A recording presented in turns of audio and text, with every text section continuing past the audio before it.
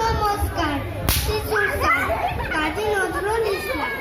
আমি হব সকালবেলার পাখি, সবার আগে কুসুম বাগে উঠব আমি ডাকি। সূর্যি মামা জাগার আগে উঠব আমি জেগে। হয়নি সকাল, ঘুমাও এখন, মা বলবেন রেগে। বলবো আমি আলসে মেয়ে, ঘুমিয়ে তুমি থাকো। হয়নি সকাল তাই বলে কি সকাল হবে না গো।